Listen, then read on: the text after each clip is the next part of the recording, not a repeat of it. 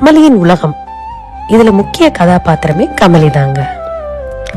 அவளுடைய வாழ்க்கை, அவள் எண்ணம், அவள் மன ஓட்டம், உணர்வுகள், உறவுகள், அவள் சந்தித்த மனிதர்கள்,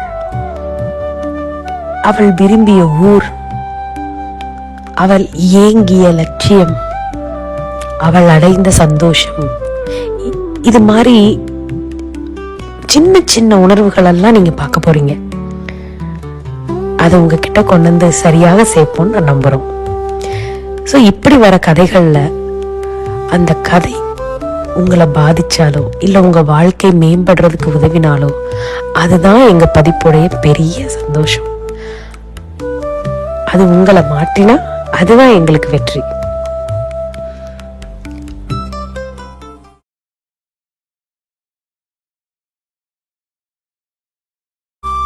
கமலியோட உலகம் எப்ப துவங்கும் தெரியுமா? காலையில 5:30 மணிக்கெல்லாம் அவளுடைய உலகம் சுழல துவங்கிவிடும். கமலி உங்களை மாதிரி தாங்க. 2 குழந்தைகளுக்கு தாய், நல்ல கணவர். இப்படி இருக்கையில காலையில கமலியோட வீட்டுல ஆரம்பிக்கிற முதல் விஷயம் விஷ்ணு சகஸ்ரநாமம். அவ காலையில எழுந்திருச்சு அவ மொபைல்ல இத போடாம அவளுடைய வாழ்க்கை துவங்காது. அந்த விஷ்ணு சகஸ்ரநாமத்தை பாராயணம் பண்ணிக்கிட்டே தான் அவளுடைய பிரேக்ஃபாஸ்ட், குழந்தைங்களுக்கான லஞ்ச், எல்லாம் வேலையும் நடக்கும். உங்களுக்கு ஒண்ணு தெரியுமா? காலையில 7:30 மணி வரைக்கும் கமலியோட வீட்டுல யாரும் பேச மாட்டாங்க. சுவாரஸ்யமா இருக்குல்ல? ஆமா, இதுக்கு பின்னாடி ஒரு சின்ன கதை இருக்கு. அதை உங்களோட பகிர்ந்துக்கணும்னு விரும்புறேன். கமலி உங்களை மாதிரி தாங்க.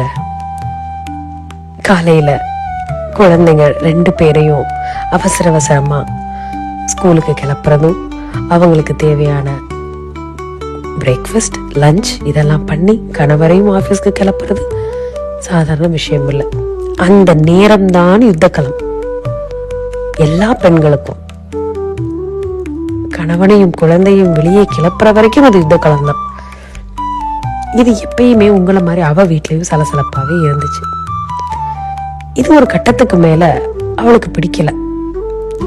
காலை பொழுது இப்படி ஆரம்பிச்சா மீதி இருக்க நாள் எல்லாம் ரொம்ப கவலையாவும் ரொம்ப மன வருத்தத்திலையும் விரக்தியிலையுமே போச்சு. நிம்மதி இல்லை. நம்ம ஏன் இதை ஒரு அமைதியான முறையில செய்யக்கூடாதுன்னு பல நாள் யோசிச்சிருக்கா. ஆனா அவளால முடியல. அதுக்கு ஒரு நாள் வந்தது. என்னவோ தெரியல, ஒரு நாள் காலையில, இன்னைக்கு நான் எதுவுமே செய்ய போறதில்ல, நீங்க எப்படியோ கிளம்புங்க, உங்க வேலையை நீங்க பாருங்க அப்படின்ற மாதிரி அவருடைய வேலையை துவக்க ஆரம்பிச்சா. கமலியோட கணவர் மிகவும் ஒத்தாசையானவர். என்னைக்கும் குழந்தைங்களை கிளப்புறதுல அவருக்கும் ஒரு பங்கு உண்டு. சோ அந்த நேரத்துல ஒரு நாள், எனக்கு தெரியாது, நீங்க தான் இன்னைக்கு அவங்க 2 பேரையும் எழுப்பணும், அவங்க வேலையை செய்ய வைக்கணும், நான் இனிமேட்டு இவங்களோட போராட போறதில்ல. கமலியோட கணவர் ஒத்துக்கிட்டார். சரி, நான் குழந்தைங்களை இருப்பேன், நீ சமையல் வேலையை பாரு. அமைதியாக வேலை நடந்தது. அன்னைக்கு கமலி உணர்ந்தா, பரவாயில்ல, நானே எல்லாத்தையும் செய்யணும்ன்றதுல கோவப்பட்டு கடுமையான வார்த்தைகளை பேசி கணவரையும் கஷ்டப்படுத்தி குழந்தையும் கஷ்டப்படுத்துறதுக்கு இது நல்லா இருக்கே அப்படின்னு யோசிச்சா. சரி, அப்ப அவளுக்கு தோணுச்சு, நம்ம ஏன் இந்த வேலைகளை கரெக்டா பகிர்ந்துக்க கூடாது? எல்லா வேலையும் அவர்கிட்ட கொடுப்பதும் சரியில்லை. நானே செய்தாலும் மன வருத்தம் வருது, விரக்தி வருது, கோபம் வருது. அப்போ நான் சமையல செய்யறேன், நீங்க இந்த குழந்தைங்களை கிளப்புறதா பாருங்க. அடுத்து என்ன ஆச்சுன்னா, குழந்தைங்களுக்கு இடையே சலசலப்பு. அவன் என்ன விட்டுட்டான், நான் பாத்ரூம் போகணும்னு சொன்னேன், என்ன அவன் விடல. இப்படி சின்ன சின்ன விஷயங்கள் அடுத்து துவங்க ஆரம்பிச்சிச்சு. இப்ப என்ன செய்யறது? திருப்பியும் ஒரு நிம்மதி இல்லாத லைஃப். என்ன பண்ணலாம், இதுக்கு என்ன சொல்யூஷன் அப்படின்னு யோசிச்சுட்டே இருந்தா. அப்பதான் அவளுக்கு தோணுச்சு, சரி, இவங்க யாரும் பேசக்கூடாது. இவங்க பேசுறப்பதான் திரும்பவும் ஆர்குமெண்ட் ஆகுது. அம்மா அண்ணா என்னுடைய துண்டை எடுத்துட்டு போறான், நான் போகணும்னு சொன்னேன், அவன் போயிட்டான். இந்த மாதிரி சின்ன சின்ன சண்டைகளை தவிர்க்கிறதுக்கு என்ன செய்யலாம் அப்படின்னு யோசிச்சான்.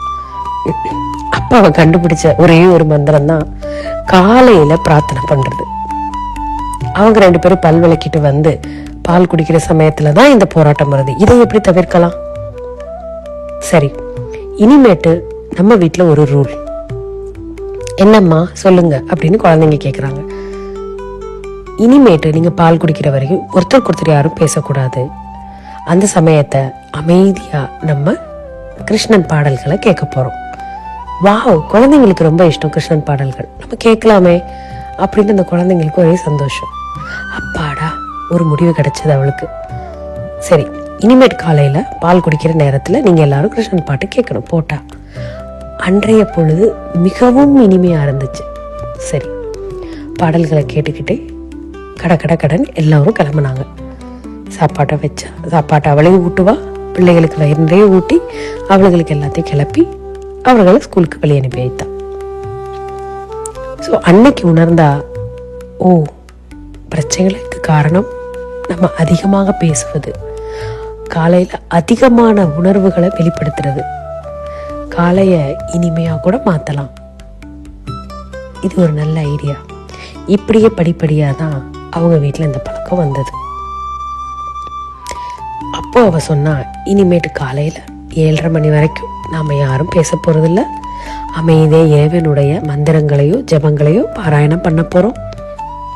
குழந்தைகளுக்கும் அது பழக்கமாச்சு. காலையில ஏதாச்சும் வேணும்னா 1 முறையோ 2 முறையோ தான் சத்தமாக பேசுவார்கள். மித்த எல்லா நேரமும் காலை வேலை அது பாட்டுக்கு நடக்கும். ஸோ இப்படிதான் காலை வேலை தன்னை இனிமையாக்கி கொண்டாள் கமலி. நல்ல எண்ணங்களை விதைத்து மனிதர்களாக வாழ முயற்சிப்போம். நன்றி. அத்தியாயம் 2. கர்மா தன் முகவரியை ஒருபோதும் மறந்ததில்லை. இந்த அத்தியாயத்துக்குள்ள போறதுக்கு முன்னாடி கமலியை பத்தின சிறு சிறு குறிப்புகளை நான் பகிர்ந்துக்க விரும்புறேன். அப்பதான் உங்களுக்கு கமலிய எப்படிப்பட்ட கதாபாத்திரம்னு புரிஞ்சுக்கிறதுக்கு உதவியா இருக்கும். அப்பதான் நீங்க அவ கதையோட பயணம் செய்ய இனிமையா இருக்கும். கமல் பாத்தீங்கன்னா ஒரு அப்பாவின் பெண், டாட்ஸ் லிட்டில் கேர்ள். ஏன் இதை சொல்றேன்னா, அவங்க அப்பாவை அவ்வளோ நேசிக்கிறா. அவங்க அப்பா கிட்ட அவ பகிராத விஷயங்களே கிடையாது. அவ குழந்தையா இருக்கப்பயும் சரி, குமரியா இருக்கப்பயும் சரி, இன்னைக்கு 2 குழந்தைங்களுக்கு தாயானப்பையும் சரி, அவ எல்லா உணர்வுகளையும் அவங்க அப்பாட்ட பகிர்ந்து கொள்ற பழக்கம் கொண்டவன். அப்படி இருக்கிறப்ப ஏதோ ஒரு விஷயத்துல கோவப்பட்டா, நான் கோவப்பட்டது சரிதானா, இல்ல நான் அவங்களுக்கு பரிந்து பேசினது சரிதானா, எது நேர்மை எது உண்மை, இதை எப்படி வெளிப்படுத்தணும், எல்லா விஷயத்தையும் அவ கத்துக்கிட்டது அவங்க அப்பா கிட்டதான். அவங்க அப்பாவும் அவகிட்ட நிறைய விஷயங்களை பகிர்ந்துப்பார். அவருடைய வாழ்க்கை அனுபவம், அவர் சந்தித்த மனிதர்கள், அதெல்லாம் இவளுக்கு ரொம்ப பிடிக்கும். அத தனிமையில இருக்கிறப்ப அவர் சொன்ன விஷயங்கள், அந்த மனிதர்கள் பத்தி அவர் சொன்ன அனுபவங்களை அசை போட்டு கொண்டே இருப்பா. அதை இன்றைக்கு இருக்க வாழ்க்கையோட கம்பேர் செய்து பார்ப்பா. அதனால அவளுக்கு ஒரு நல்ல தெளிவு கிடைக்கும். அதோட மட்டும் இல்லாம கமலிக்கு கொஞ்சம் இறை பக்தியும் இருக்குங்க. வாங்க அத்தியாயத்துக்குள்ள போலாம். வழக்கம் போல கமலி தன் குழந்தைகளை ஸ்கூலுக்கு கிளப்பி விட்டுட்டு அவளும் அவள் கணவனும் அலுவலகத்திற்கு புறப்பட்டார்கள். உங்களை போலதாங்க கமலியும் ஒரு நவநாகரிக மங்கை, சாஃப்ட்வேர் இன்ஜினியர். 2 பேரும் அலுவலகத்திற்கு போறதுக்கு 1.5 மணி நேரம் ஆகும். கமலி எப்பயும் போல ஆஃபீஸ் கேப்ல கிளம்பிடுவா. சில நேரம் கணவர் வந்து பிக்கப் பண்ணிப்பாரு, ஆனா பல நேரம் அவ கேப்ல தான் வர வேண்டியிருக்கும். அன்னைக்கு அப்படிதான் காலையில கேப்ல ஏறியாச்சு. வழக்கம் போல அவ ஹெட்செட்டை மாட்டிக்கொண்டா. தனக்கு பிடிச்ச பாடல் தொகுப்புகளை கேட்டுக்கொண்டே போறது அவரோட வழக்கம். சில சமயங்கள்ல ஹெட்செட் மாட்டி இருக்கும், ஆனா பாடல்கள் எதுவும் ஓடாது. பாக்குறவங்களுக்கு அவ ஏதோ கேட்பது போல இருந்தாலும் அவள் மனம் பல நினைவுகளை அசை போட்டுக் கொண்டே இருக்கும். நினைவுகளை அசை போட்டுக் கொள்வது அவளுக்கு அவ்வளோ பிடிக்கும். அன்னைக்கு யதார்த்தமா பாடல் கேட்டுக்கொண்டே கேப் வழியா ஜன்னல்ல வேடிக்கை பார்த்துட்டே போயிட்டு இருந்தா. திடீர்னு என்னாச்சோ தெரியல, அங்க சிக்னல்ல வண்டி நின்னப்ப ஒரு காட்சியை பார்த்தா. அங்கே ஒரு சின்ன பெண், ஒரு 8 வயது இருக்கும், ஒரு குழந்தை. அந்த குழந்தைய கோவமாவும் ஆத்திரத்தோடும் ஒரு பெண்மணி கண்டிப்பது போலவும் அதே போல கடுமையான வார்த்தைகளை பேசி அந்த குழந்தையை தண்டிப்பது போலவும் காட்சியை அவ பார்த்ததும் உடனே அவள் ரொம்ப உருகி போய்விட்டாள். ஒரு 2 அடி வண்டி நகர்ந்ததும் யாரோ ஒருவர், அம்மா விடுமா, உன் குழந்தையா இருந்தா இப்படி அடிப்பியா அப்படின்ற வார்த்தை மட்டும் இவள் காதில் விழுந்து. அதை கேட்ட உடனே அவ மனசு கொஞ்சம் கனத்து போய்விட்டது. என்ன நடந்ததோ தெரியவில்லை. அவங்க அப்பா அவளுக்கு சொன்ன கதை அவள் மனதில் ஓடத் தொடங்கியது. கமலிக்கு சுமார் ஒரு 12 வயது இருக்கும். அந்த சமயத்துல ஒரு நாள் அவங்க அப்பா கிட்ட ஒரு நல்ல கதையை கேட்டுட்டு இருந்தா. ஆனா அவங்க அப்பா அதை சொல்ற மனநிலையில இல்ல. அப்பா அவர் சொன்னாரு, இன்னைக்கு வேணாமா, நாளைக்கு சொல்றேன். இல்லப்பா, எனக்கு இன்னைக்கு நீங்க கதை சொல்லியே ஆகணும். அப்பா அவர் சொன்னாரு, கதை வேண்டாம், இன்னைக்கு நான் ரொம்ப மன வருத்தத்துல இருக்கேன். அப்படி என்ன மன வருத்தம்ப்பா? என்கிட்ட அதை சொன்னா என்ன? உங்க பொண்ணுகிட்ட எப்பயுமே சொல்லுவீங்களா? சொல்லுங்க. சொல்றேன், ஆனா இது எங்க கிராமத்துல நடந்த கதை. கமலி உற்சாகமாக கதை கேட்க தயாரானா. கமலியோட அப்பா கதை சொல்ல ஆரம்பிச்சார். எனக்கு அப்போ ஒரு 18 வயது இருக்குமா. எங்க தூரத்து உறவுல எனக்கு தெரிஞ்ச ஒருத்தருக்கு அவங்க மனைவி தவறிட்டாங்க. அவருக்கு 2 குழந்தைங்க, ஒரு பொண்ணு ஒரு பையன். அப்போ அரசல் பரசலா ஒரு செய்தி, அந்த மனைவி இழந்த மனிதருக்கு 2வது திருமணம் உடனே செய்து வைக்கணும் அப்படின்னு சொந்தக்காரங்க மத்தியில பேசிட்டு இருந்தாங்க.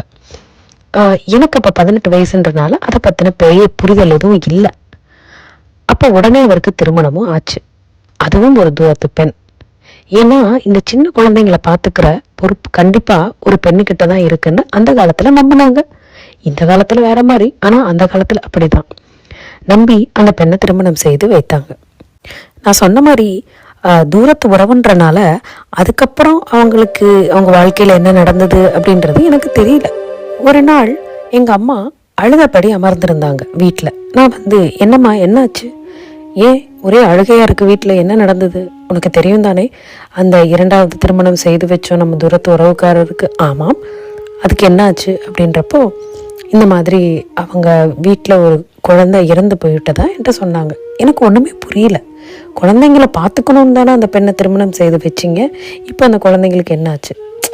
அம்மாவுக்கு அதை என்கிட்ட சொல்கிறதுக்கே ரொம்ப சங்கடம். இருந்தாலும் சொன்னாங்க, அந்த பொண்ணு சரியில்லைப்பா, சொந்தக்கார பொண்ணாக இருந்தாலும் இந்த குழந்தைங்களை துன்புறுத்துறதும், ஏன்னா முதல் தாரத்து குழந்தைங்க இல்லையா, அதனால இந்த மாதிரி துன்புறுத்துறது வேலைகள் எல்லாம் பண்ணி அதில் ஒரு குழந்தைக்கு உடம்பு முடியாமல் போய் அது இறந்தே போயிடுச்சு. அப்போ நான் கேட்டேன், ஏம்மா அந்த குழந்தைகளோட தகப்பன் அவங்க அப்பா இதுவும் சொல்லலையா அப்படின்னு கேட்டதுக்கு, என்ன தப்பா சொல்லுவான், என்னமோ அவன் பொண்டாட்டிக்கு உறுதுணையாக நிற்கிறான், ஒன்றும் சொல்கிறதுக்கு இல்லை அப்படின்னு சொல்லிட்டு கவலைப்பட்டுட்டு உள்ளே போயிட்டாங்க.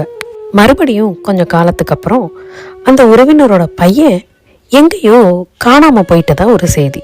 அதை கேட்ட உடனே என் மனம் நொறுங்கியே போய்விட்டது. இறைவா, நீ இருக்கியா? இந்த 2 குழந்தைகளுக்கு ஒரு நல்ல தாயா இருக்கணுன்ற லட்சியத்துக்காக தான் அந்த பெண்ணை கல்யாணம் செய்து கொண்டார் அந்த தூரத்து உறவினர். ஆனா இது அந்த குழந்தைகளுக்கு நடக்கிற அநியாயம் இல்லையா? இந்த குழந்தைங்களை அவங்க தானே பாதுகாக்கணும் அப்படின்னு என் மனசுக்குள்ள ஒரே கவலை. பிறகு ஒரு திருமண வீட்டில் அந்த தம்பதியர்களை நான் பார்த்தேன். அப்போ அவங்களுக்கு ஒரு சின்ன பெண் குழந்தை இருந்தது. அப்போ எங்கள் அம்மா கிட்ட நான் கேட்டேன், அம்மா இந்த குழந்தை அப்படின்றப்போ எங்கள் அம்மா, இது இவங்களுக்கு பிறந்த குழந்தை அப்படின்னு எங்கள் அம்மா சொன்னாங்க. அப்போ நான் மனசுக்குள்ளே நினச்சேன், அந்த 2 குழந்தைகளையும் விரட்டி விட்டுட்டு ஒரு குழந்தை இறந்து போயிடுச்சு, இப்போ இந்த குழந்தைய இவ்வளோ அன்பாக வளர்க்குறாங்களே. அந்த காட்சியை கண்ணை விட்டு மறையவே இல்லை. அந்த குழந்தைய அவங்க அன்பு காட்டுறதும் மற்ற உறவினர்கள் மத்தியில் பெருமை பேசுகிறதும் ரொம்ப பயங்கரமாக இருந்தது. சரி, நான் ஒன்று மட்டும் நம்பினேன், இறைவன் கண்டிப்பாக எல்லோருக்கும் அவர்களுடைய கர்மாவை மிகச்சரியான நேரத்தில் கொண்டு போய் சேர்ப்பார், எங்கள் அப்பா சொல்லியிருக்காரு அப்படின்னு மனசுக்குள்ளே நினச்சிக்கிட்டேன். பிறகு அந்த குழந்தை வளர்ந்து அந்த குழந்தை குமரியாகி அவளுக்கு மிகப்பெரிய இடத்துல திருமணமும் செஞ்சு வச்சாரு அவங்க அப்பா. நானும் போயிருக்கேன், பார்த்தேன். அந்த மாப்பிள்ளை பெரிய பைலட். அவங்க திருமணம் ஆனதுக்கப்புறம் ரொம்பவும் அன்பாக வாழ்ந்ததா கேள்விப்பட்டிருக்கேன். அதுக்கப்புறம் அந்த பெண்ணும் கர்ப்பவதியாகி அவளுக்கு பிரசவ காலத்தில் ஆஸ்பத்திரியில் சேர்த்துருந்தாங்க. இப்போ மாதிரி இல்லைல்லம்மா அந்த காலம். இப்போ இருக்கிற ஆஸ்பத்திரியில் இருக்க வசதிகளும் வாய்ப்புகளும் அன்னைக்கு காலகட்டத்தில் கிடையாது. அதனால அந்த பிரசவ நேரத்தில் அந்த பொண்ணு தவறி போயிட்டான், அதாவது இறந்துட்டான். அந்த குழந்தைய கையில் வச்சுக்கிட்டு இந்த அம்மா, அதாவது 2வதாக திருமணமாகி வந்த இந்த அம்மா தன் பேத்தியை கையில் வச்சுக்கிட்டு ஒவ்வொன்று அழுதுகிட்டு இருந்தாங்க. அந்த காட்சி என் மனசை ரொம்ப பாதிச்சிருச்சு. அதை விட முக்கியம், அந்த இறப்பு வீட்டில் அந்த அம்மா, நான் என்ன பாவம் பண்ணேன், நான் ஒரு பாவமும் பண்ணலையே, நான் எந்த தப்பும் பண்ணலையே, என் குழந்தை என் பெண்ணுக்கு ஏன் இந்த அவளை வரணும், என் பேத்தி ஏன் இன்னைக்கு தனிமரமாக நிற்கணும் அப்படின்னு ஒப்பாரி வச்சு அழுத என் 2 கண்ணால் நான் பார்த்தேன். அதை விட கொடுமை என்னன்னா, அந்த இறந்து போன பெண்ணுடைய தகப்பன், அந்த ஐயா அன்னைக்கு தான் தன்னுடைய கண்களுக்காக சின்னதாக ஏதோ அறுவை சிகிச்சை செய்திருப்பாரு போல.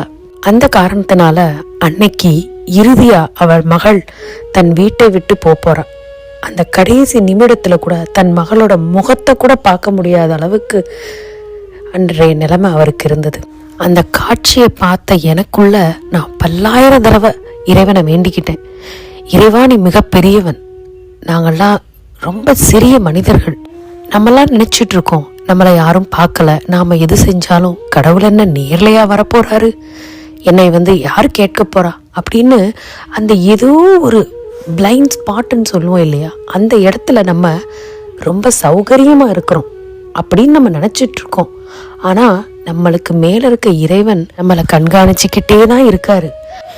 நமக்கு சேர வேண்டிய கர்மாவை நாம விரும்புறமோ இல்லையோ, நமக்கு வட்டியை முதல்மா கரெக்டா நம்ம விலாசத்துக்கு தேடி அனுப்பி வச்சிருவாரு அப்படின்றத நான் அன்னைக்கு உணர்ந்தேன்.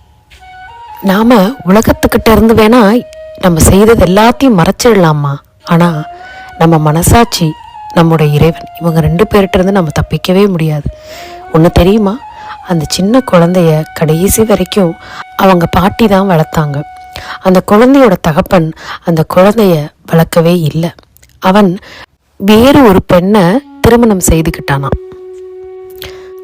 இப்படியே கமலி தன்னுடைய தூரத்து உறவினர்களுடைய கதைய மனதில் அசை போட்டு கொண்டே இருக்கிறப்போ பலமான ஒரு ஹாரன் சத்தம்.